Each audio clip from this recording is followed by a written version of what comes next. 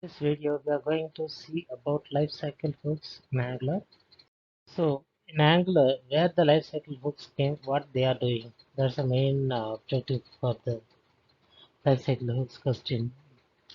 So the thing is, if we take any other programming language such as Java or JSP, Servlets, Spring, some kind of programming languages, they have their own life cycle events.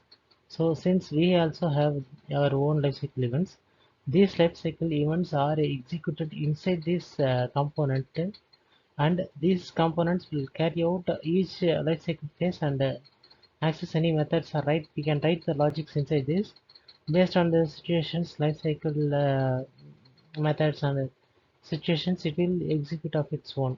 For example, the component is going to end. On the time I need some data, so I need to do process some logic and need some data.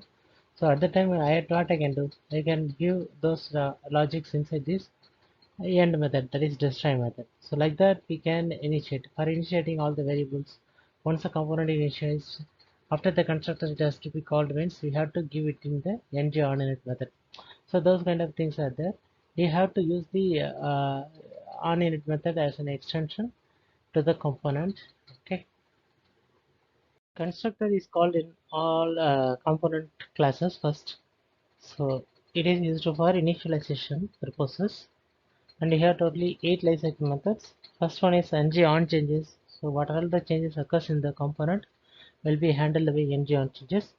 Then initialization of the component and its things will come on ng on in it. Then we have ng to check. So it will just for checking purpose. We will see all these things in detail in the next slide.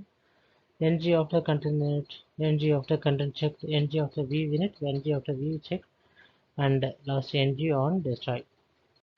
I have written the purposes for each of these methods. So what each method, which lifecycle method will do on its steps. ng on changes will be used for input output binding value changes. Okay, initially init ng on init is for initialization purposes, which is called immediately after ng on changes. ng do changes will be for change reduction. After content is component initialization, and components content will be checked in the ng after content checked, and view initialization and views components view will be done in the view init and view checked purposes. On destroy, once on destroy called, component will be end its life cycle. See each and everything in a detailed manner, and you will understand this easily. We have a detailed description about these lifecycle methods in another video. I will explain it in that one. Thanks team, thanks for the support.